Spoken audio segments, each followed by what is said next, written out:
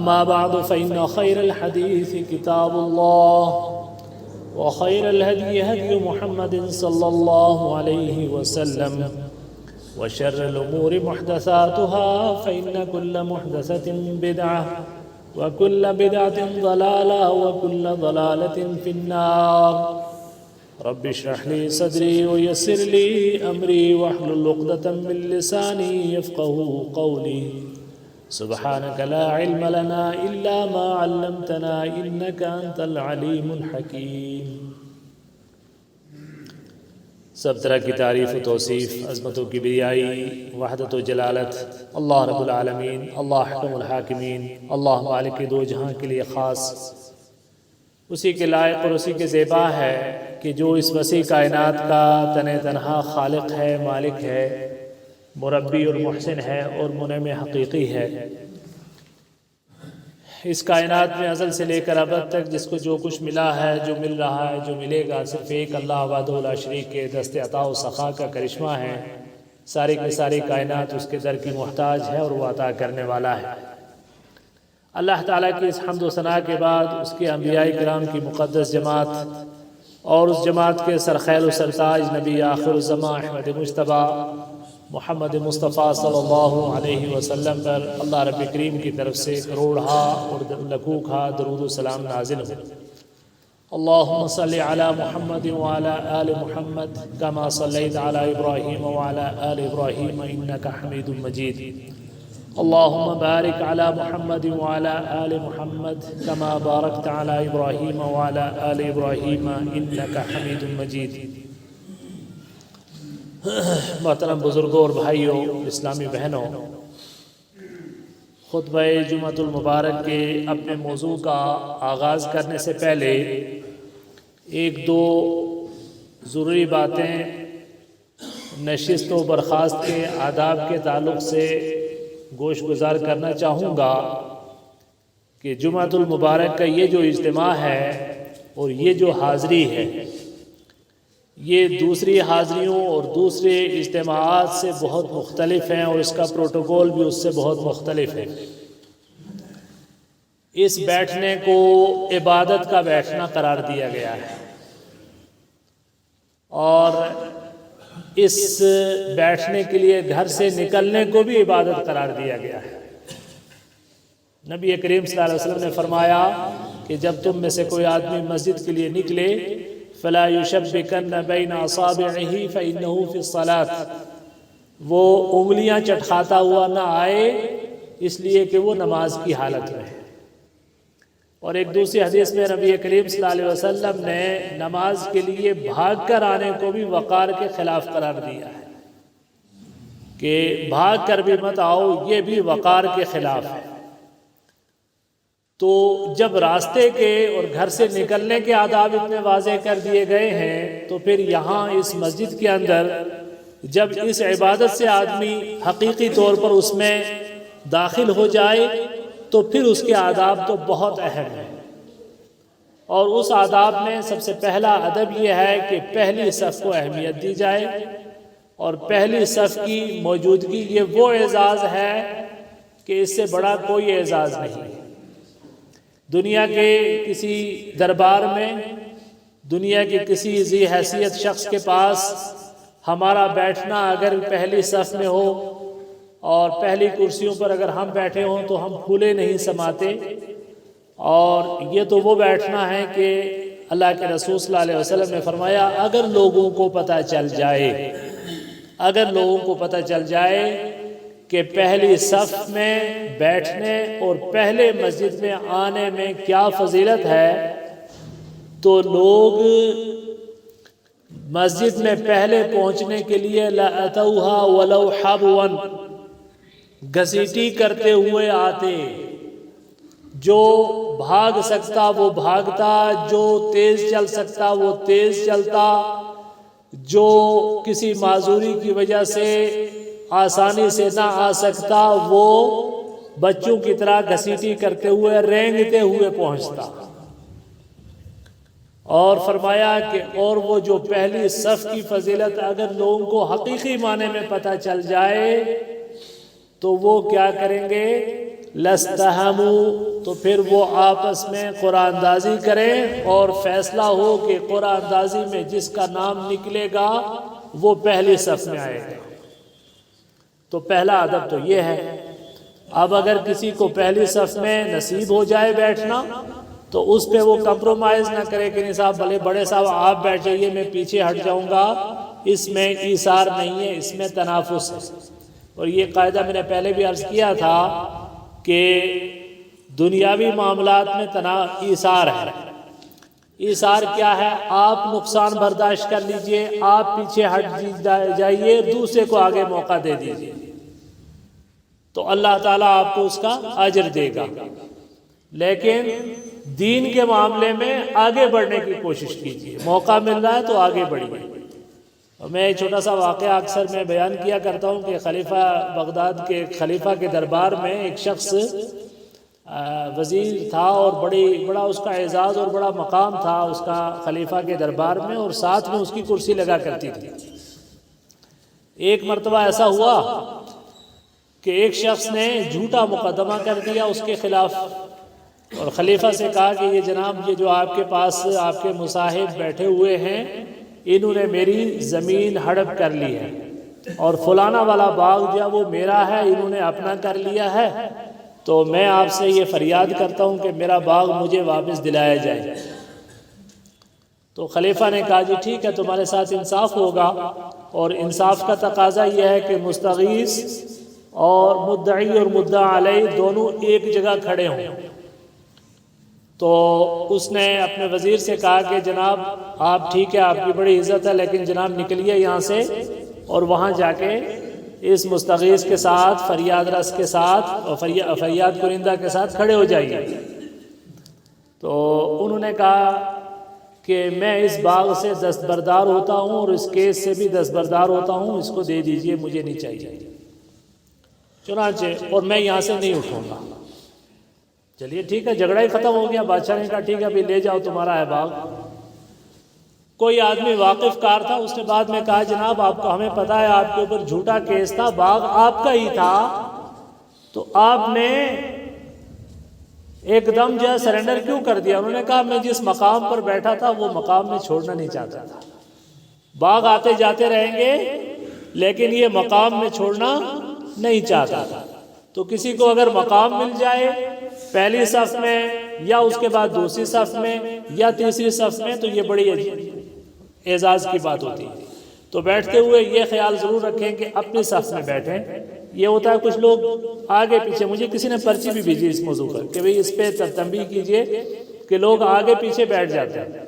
تو اب یہ ہے کہ اپنی اپنی صف کی حدود میں بیٹھیں، جو خالی جگہ ہے پہلے اس کو پر کریں تاکہ کسی کو صف چیر کے آگے نہ آنا پڑے، چونکہ صف چیر کے آنا بذات خود ایک بڑا گناہ ہے۔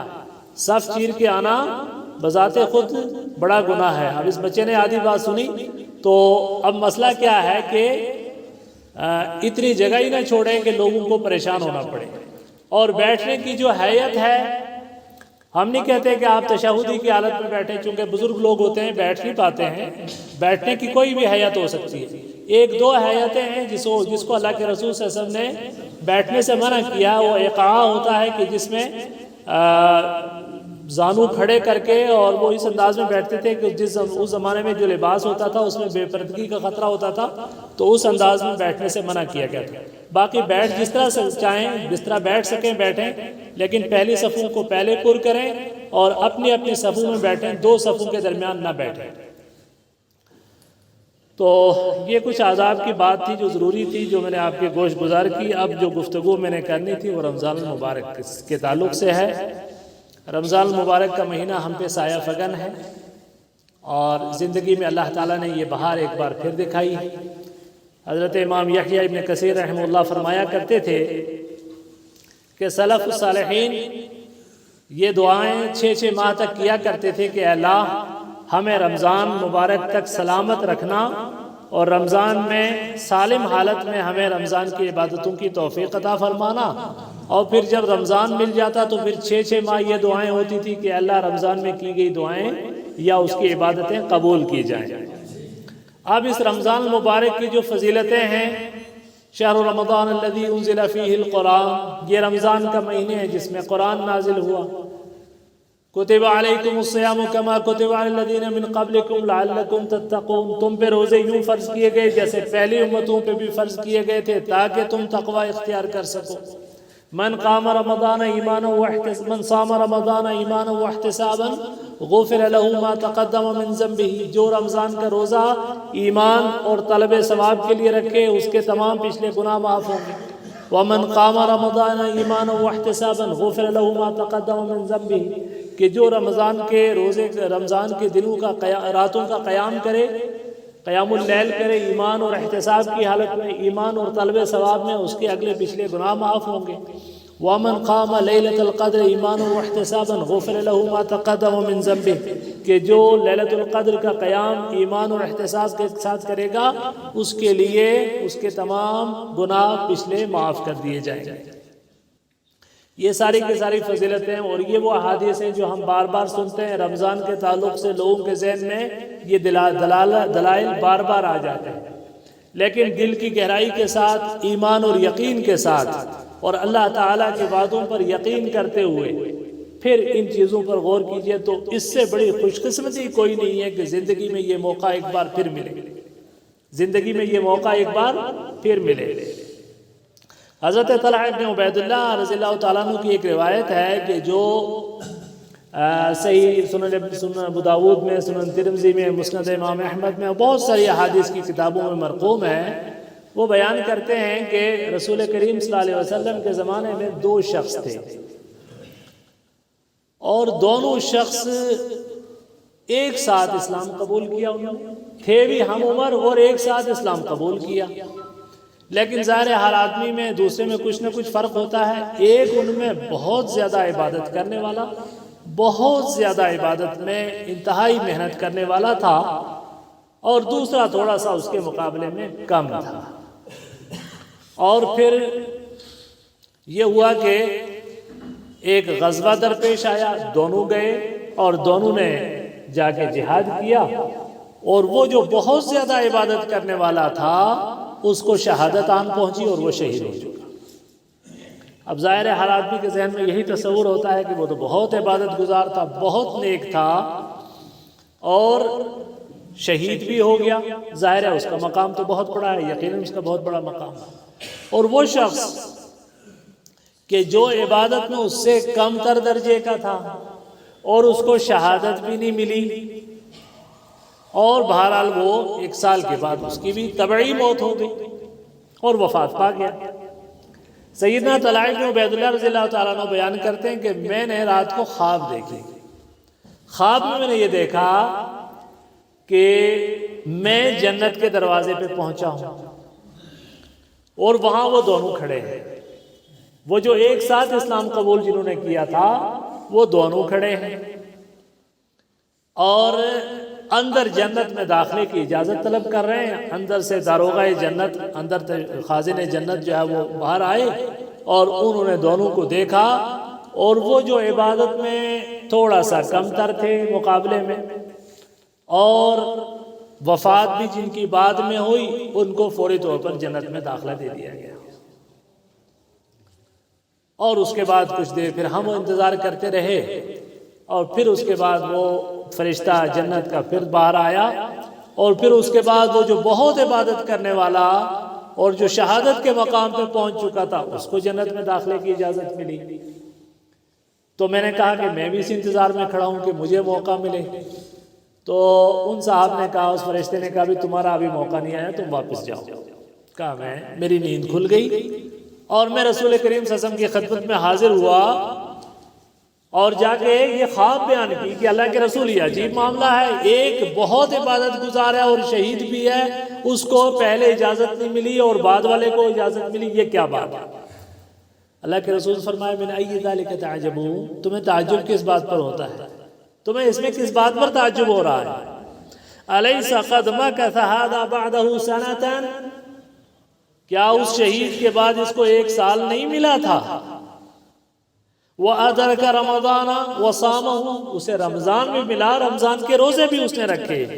وَصَلَّى كَذَا وَكَذَا مِن سَجْدَةٍ فِي السَّنَةِ، اور سال میں اس نے کتنی نمازیں، فلانی نماز بھی پڑھی، فلانی نماز بھی پڑھی، اتنے سجدے کیے، کیا وہ سارے ضائع جائیں گے؟ تو معلوم یہ ہوا کہ یہ سال کی مہلت بہت بڑی مہلت ہے۔ یہ زندگی میں کسی کو سال کی مہلت مل جائے، یہ بہت بڑی مہلت ہے، یہ بڑی نصیبے والی بات ہے۔ لیکن یہ ہے اللہ کے رسول نے پھر زندگی بھی ایسی زندگی کی دعا کی ہے نا کہ وہ زندگی کہ جس میں وَجَعَلِ الْحَيَاةَ زِيَادَةً لِّي مِن كُلِّ خَيْرٍ، اے اللہ لمبی زندگی دے ایسی کہ خیر میں اضافہ ہی ہو۔ وَجَعَلِ الْمَوْتَ رَاحَةً لِّي مِن كُلِّ شَرٍ، اور اگر موت آئے تو پھر موت کی بھی تمنا اس نیت سے ہے کہ شر سے بچ جاؤں میں، اپنی ذات کے لیے شر، اپنے دوسرے مسلمان بھائیوں کے لیے شر کا ذریعہ نہ بنوں، اور مٹی اوڑھ کے سو جاؤں، کم از کم برائیوں میں تو اضافہ نہیں ہوگا۔ جگہ بنائیں، تھوڑی تھوڑی جگہ بنائیں، لوگ کھڑے ہیں، جگہ بنائیں، آگے آگے آگے آگے۔ تو کیا ہے کہ زندگی کے یہ لمحے عمل میں اضافے کا سبب بنے، اور عمل میں اضافے کے لیے اس مہینے سے بڑا مہینہ کوئی نہیں کہ جب ایک عمل کو 70 گنا بڑھا کر اس کا ثواب دیا جاتا ہے۔ اس ایک عمل کا اجر 70 گنا بڑھا کر دیا جاتا ہے، تو اس سے بڑی نیکی اور اس سے بڑا موقع کیا ہو سکتا ہے کہ جو ہمیں اس رمضان مبارک میں اللہ تعالیٰ نے دیا۔ لیکن میں آپ سے یہ عرض کرنا چاہوں گا کہ اس رمضان میں داخل ہو کے اور اس سے نکل جانا ایسا نہ ہو کہ ہم کسی ایک دروازے سے داخل ہوئے اور دوسرے سے نکل گئے اور ہماری زندگی پر کوئی فرق نہیں پڑا۔ اس کے لیے چند بنیادی چیزیں ہیں جو ذہن میں رکھیں۔ پہلی بات تو یہ ہے کہ استحضار نیت کر لیں۔ اسلام کا نظام سارا کا سارا یہ ہے کہ کوئی بھی عمل ایسا نہیں ہے کہ جو نیت سے مقترن نہ ہو۔ ہر عمل کے لیے نیت ہے۔ اللہ کے رسول صلی اللہ علیہ وسلم نے فرمایا انما الاعمال بالنیات، اعمال کا دار و مدار نیتوں پر۔ سب سے پہلے میں اور آپ اپنے اعمال کا محاسبہ کرتے ہوئے اپنی نیتوں کا استحضار کر لیں کہ ہماری نیت اللہ کے لیے خالص ہے کہ نہیں۔ ہمارے دن کا روزہ، ہمارے راتوں کا قیام اور ہمارا اللہ کے راستے میں خرچ کرنا، یہ سارا کا سارا خالصتاً لوجہ اللہ ہے یا نہیں ہے۔ اس نیت کے بڑے فوائد ہیں۔ اس نیت کا سب سے پہلا معاملہ یہ ہوتا ہے کہ یہ اعمال قلوب سے تعلق رکھتی ہے۔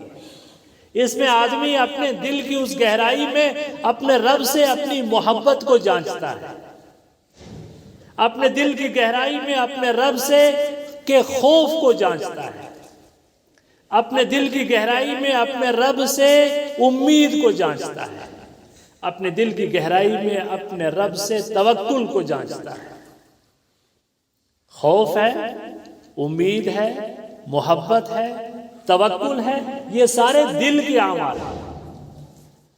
ہاتھ کے اعمال تو ہم بہت کرتے ہیں، اعضاء و جوارح کے عمل کرتے ہیں، ہم نمازیں پڑھتے ہیں، ہمارا روزہ رکھنا بھی ہمارے جوارح کا عمل ہے، لیکن ہمارے دل کے عمل کیا ہے؟ دل کے عمل میں محبت ہے، رب سے سچی محبت۔ دل کے اعمال میں، اعمال قلوب میں رب سے امید ہے، سچی امید، رب سے خوف ہے اور رب کی ذات پر توکل ہے۔ یہ سارے کے سارے دل کے اعمال ہیں۔ تو اس نیت کے ذریعے ہم اپنے دل کے اس اعمال کے گراف کو جانچتے اور پرکھتے ہیں اور اس کے مطابق ہم عمل کرتے ہیں۔ پھر آپ تصور کیجئے کہ اس عمل کی کیا حیثیت ہے، چونکہ اللہ کے رسول صلی اللہ علیہ وسلم فرماتے ہیں کہ اللہ تعالیٰ فرماتا ہے من عمل عملا اشرک فیہ معی غیری ترکتہ وشرکہ، کہ جو کوئی ایسا عمل کرے کہ جس عمل میں وہ میرے علاوہ کسی کو بھی شریک کرتا ہو تو میں اس کو اور اس کے عمل سے دستکش ہو جاتا ہوں، مجھے ضرورت نہیں ہوتی۔ کسی دوسرے کو شریک کرنا کیا ہے؟ دوسرے کو شریک کرنا شرک اکبر ہے اگر بغیر اللہ کو شریک کیا جا رہا ہے۔ غیر اللہ سے وہ عبادت کے سارے انداز اختیار کیے جا رہے ہیں جو اللہ سے ہوتے ہیں، تو وہ شرک اکبر ہے۔ اور دوسرا شریک کرنا ہے دوسرے کو دکھاوا کرنا، کسی سے تعریف بٹورنا، کسی کی نظروں میں آنا، کسی کی معلومات میں آنا کہ صاحب میں نے یہ عمل بھی کیا ہوا ہے۔ تو فرمایا ایسے عمل نہ مجھے چاہیے، نہ ہی وہ عمل کرنے والا مجھے چاہیے۔ تو سب سے پہلے استحضار نیت کریں کہ یہ مہینہ اور اس کی ساری عبادتیں میرے اور میرے رب کے درمیان، چونکہ روزہ تو ویسے اللہ نے فرمایا کہ الصوم لی وانا اجزی بہ، کہ روزہ میرے لیے ہے اور میں ہی اس کا بدلہ دوں گا۔ اور اس کو بعض محدثین نے یوں پڑھا وانا اجزا بہ، اور میں اس کے بدلے میں دیا جاؤں گا۔ مطلب یہ ہے کہ تیرے روزے میں میں تیرا ہو گیا، تیرے روزے کے بدلے میں میں تیرا ہو گیا۔ یہ مقام ہے روزے کا۔ تو اس میں تو روزے میں تو یہ حقیقت ہے کہ یہ اللہ نے اس کو خالص اپنے لیے اس لیے قرار دیتا ہے اللہ تعالیٰ کہ بندے نے میری وجہ سے اپنا کھانا اور پینا چھوڑ دیا۔ انسان کو بہت سارے مواقع اپنے روزے کے دوران تخلیے کے ملتے ہیں کہ جب وہ کھانا بھی کھا سکتا ہے، وہ پانی بھی پی سکتا ہے، اسے کوئی دیکھنے والا نہیں ہوتا، اسے کوئی ملامت کرنے والا نہیں ہوتا، لیکن وہ صبح سے شام تک اپنے روزے کی حفاظت کرتا ہے اللہ کے لیے۔ تو اس اعتبار سے تو اعمال قلوب کے اس معیار پر روزہ بہت اچھے طریقے سے فٹ آتا ہے۔ لیکن اسی میں اگر کوئی آدمی اس روزے کو تاوان سمجھے، اس کو سماجی مجبوری سمجھے، جس ماحول اور معاشرے میں رہتا ہے اس کا دباؤ اور جبر سمجھے، تو پھر یہ روزہ تو نہ ہوا نا، پھر یہ تو خالی بھوک اور پیاس ہے، اس کا کوئی فائدہ نہیں۔ تو اس اعتبار سے اپنی نیت کا استحضار کا یہ فائدہ ہے کہ روزے کی یہ ساری کی ساری کیفیتیں پتہ چلتی رہتی ہیں۔ پھر باقی جتنے اعمال ہیں، راتوں کا قیام ہے یا جو بھی عمل ہے، اس عمل کے سلسلے میں، اور خاص طور سے صدقہ و خیرات، چونکہ صدقہ و خیرات ایک ایسی چیز ہے کہ جس میں نیتیں بھٹکتی ہیں، جس میں نیتیں بھٹکتی ہیں، جس میں اخلاص متاثر ہوتا ہے۔ دینے والا اس کے دل کے کسی نہ کسی گوشے میں یہ توقع اور امید ہوتی ہے کہ مجھے دیتے ہوئے دیکھا جائے، اور میرے دیے ہوئے کا کہیں تذکرہ ہو، میرے دیے ہوئے کا کہیں شمار ہو، اور میرے دینے کے بدلے میں میرا شکریہ ادا کیا جائے، میری تعریف کی جائے، یا کم از کم تعریف نہ کی جائے تو کم از کم مجھے تکلیف نہ پہنچائی جائے اور یاد رکھا جائے کہ میں نے کچھ کیا تھا۔ لیکن اللہ تعالیٰ کے عرش کے سائے میں وہ جو 7 لوگ ہوں گے نا، ان میں ایک وہ بھی ہوگا کہ جو یوں خرچ کرتا ہوگا کہ دائیں ہاتھ کا خرچ کیا ہوا بائیں ہاتھ کو پتہ نہ ہو، دائیں ہاتھ کا خرچ کیا ہوا بائیں ہاتھ کو پتہ نہ ہو۔ اس اعتبار سے میں عرض کرتا ہوں کہ سب سے پہلے دل کے اندر کا بخل نکال کر اللہ کے راستے میں کچھ خرچ کرنا، اپنی جیب سے نکال کے دوسری کی جیب میں ڈالنا، اپنے منہ کا نوالا روک کر دوسرے کے منہ میں ڈالنا، اپنے گھر میں تنگی برداشت کر کے دوسرے کی تنگی کا خیال رکھنا، یہ سارے کے سارے اعمال بہت ایک اعتبار سے مشکل ہیں کہ یہاں پر اخلاص کا حقیقی قسم کا امتحان ہوتا ہے۔ اس لیے میں نے عرض کیا کہ اس امتحان میں کھرا اترنے کی بہت ضرورت ہے، وگرنہ کون انسان ایسا ہوگا کہ جو اپنی ساری کی ساری انویسٹمنٹ، جو اپنا کہیں کیا ہوا خرچہ ضائع ہونا گوارا کرے۔ ہم میں سے کون ایسا ہے کہ جو بہت محنت کے ساتھ کھیتی کرے اور اس کھیتی کے اندر سب کچھ بوئے اور اس کے بعد یہ سوچے کہ جانے دو تباہ ہو جائے، کچھ ملے نہ ملے کوئی فرق نہیں پڑتا۔ ہم میں سے کون ایسا شخص ہے کہ جو دکان میں مال سجا کر دکان کھول کر اور وہاں سے غائب ہو جائے اور اس کو لوٹتا اور پٹتا اور خراب ہونا دیکھے؟ ہم میں سے کون شخص ایسا ہے کہ جو کسی عہدہ اور مقام پر پہنچنے کے بعد اس سے اپنا محروم ہونا آسانی کے ساتھ گوارا کرے؟ اسی طریقے سے اس مہینے کا یہ اعزاز، اس مہینے کی یہ سرفرازی، اور اس مہینے میں اللہ کے حضور رکھے گئے یہ روزے اور یہ راتوں کا قیام اور اللہ کے راستے میں خرچ کیا ہوا یہ سارا کا سارا، کون ایسا ہے کہ جو ضائع ہونا گوارا کرے گا؟ اس کی ایک ایک چیز کو بچانے کی ضرورت ہے، اس کی ایک ایک چیز کو محفوظ رکھنے کی ضرورت ہے۔ جتنی وہ چیز بچی ہوئی ہوگی، جتنی وہ چیز محفوظ ہوگی، اتنے اس کے اثرات ہمارے کردار کے اوپر نمایاں ہوں گے۔ کیا سبب ہے کہ ہم عبادتیں کرتے ہیں اور ان عبادتوں کے نتیجے میں ہمیں کچھ حاصل نہیں ہو پاتا؟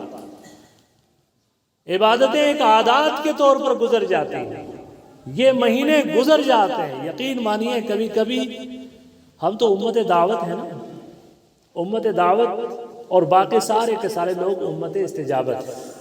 آپ تصور کیجئے ہم نے کبھی اپنے اس کریکٹر پر اور اپنے اس کردار پر غور نہیں کیا کہ ہم جو مسلمان ہیں صرف اس لیے نہیں ہے کہ ہم 5 وقت کی نماز پڑھتے ہیں، ہم جو مسلمان ہیں صرف اس لیے نہیں کہ ہم رمضان کا روزہ رکھتے ہیں، حج کرتے ہیں، زکوٰۃ دیتے ہیں، وغیرہ وغیرہ۔ وہ چیزیں تو ہمارے عبادات کی ہیں، اس کے علاوہ ہمیں ایک منصب ہے جو محمد رسول اللہ سے وراثت کی صورت میں ملا ہے۔ یہ اعمال تو ہمیں فرائض کی صورت میں ملے ہیں، لیکن ایک وراثت بھی ملی ہے ہمیں محمد رسول اللہ صلی اللہ علیہ وسلم سے۔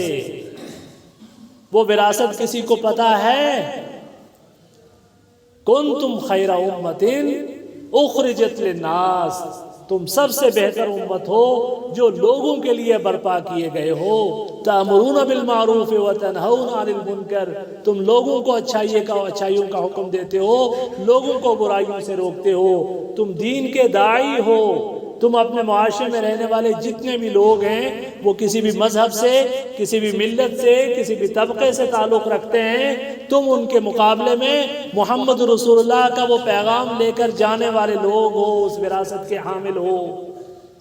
تو امت دعوت ہونے کے اعتبار سے کبھی کبھی جب ذہن میں خیال آتا ہے کہ ہم کسی غیر مسلم کو روک کر بٹھا کے اس سے کہیں کہ بھائی ہمارے دین میں بہت خوبیاں ہیں، یہ اللہ کا آخری دین ہے جو اس کا پسندیدہ دین ہے، سچا دین ہے، سچے نبی کے ذریعے ہم تک پہنچا ہے، اللہ کا آخری سچا کلام اس امت کے پاس ہے، اس دین کو قبول کر لو، اس دین کی اچھائیوں کو اپنا لو، دیکھ لو اس دین میں کیا کیا عبادتیں ہیں، ہم 5 وقت کی نماز پڑھتے ہیں، ہم رمضان میں روزے رکھتے ہیں، ہم حج بھی کرتے ہیں، ہم زکوٰۃ بھی دیتے ہیں، اور اس دین میں فلانی چیز ہے، فلانی چیز ہے، فلانی چیز ہے۔ یقین مانیے کیا ہم کسی غیر مسلم کو اس انداز میں اپنے دین کے بارے میں یہ چیزیں اس شرح صدر کے ساتھ کہہ سکتے ہیں؟ اگر وہ پلٹ کر کہے کہ بھائی روزہ تم رکھتے ہو اور عید کے بعد کے تمہارے معاملات مجھے پتہ ہیں، نماز پڑھنے کے بعد تم اپنی دکان کی گدی پر بیٹھتے ہو یا اپنے دفتر کی کرسی پر بیٹھتے ہو تو تمہارے اعمال مجھے پتہ ہیں، تم مجھے کون سی خیر دکھانا چاہتے ہو، تم مجھے کون سی بھلائی دکھانا چاہتے ہو، تم کون سے دین کا تعارف کرنا چاہتے ہو۔ امت دعوت کا فرد کیا اپنے ان اعمال کو غیر مسلموں کے سامنے بطور مثال پیش کر سکتا ہے؟ تو کیا ان اعمال کو ہم اللہ کے سامنے بھی بطور اجر و ثواب پیش کر سکتے ہیں؟ یہ سوال بہت کٹھن ہے، یہ سوال بہت کٹھن ہے۔ سب سے پہلے ہر شخص اپنے ذات سے پوچھے، میں بھی اپنے ذات سے پوچھتا ہوں، اس لیے میں بار بار زور دیتا ہوں کہ استحضار نیت کریں، انما الاعمال بالنیات، اور خوشی کا اظہار کریں کہ اللہ تعالیٰ نے یہ عبادتیں ہمیں دی ہیں، ہمارے بھلائی کے لیے دی ہیں، ہماری اصلاح کے لیے دی ہیں، ہمارے تقوی کے لیے دی ہیں، لہٰذا ہم اللہ تعالیٰ کی ان عبادتوں کو خوش دلی کے ساتھ قبول کریں اور اس کے ایک ایک موقع سے فائدہ اٹھائیں اور اپنے رب کو راضی کرنے کی کوشش کریں، اپنے رب کو راضی کرنے کی کوشش کریں۔ فَبِذَلِكَ فَلْيَفْرَحُوا هُوَ خَيْرٌ مِّمَّا يَجْمَعُونَ، یہ خوشی کے مواقع ہیں۔ وَفِي ذَلِكَ فَلْيَتَنَافَسِ الْمُتَنَافِسُونَ، نیکی کے ان معاملے میں ایک دوسرے سے آگے بڑھنے کی ضرورت ہے اور ان موقعوں پر اپنے رب کو منانے کی ضرورت ہے۔ اللہ تعالیٰ سے دعا ہے کہ جو کچھ کہا گیا ہے وہ کہنے والے کے اوپر بھی اس کے عمل کے آثار کو ظاہر فرمائے اور سننے والوں کو بھی اس سے مستفید فرمائے۔ اقول قولی ھذا واستغفر اللہ لی ولکم ولسائر المسلمین فاستغفروہ انہ الغفور الرحیم، وآخر دعوانا ان الحمد للہ رب العالمین۔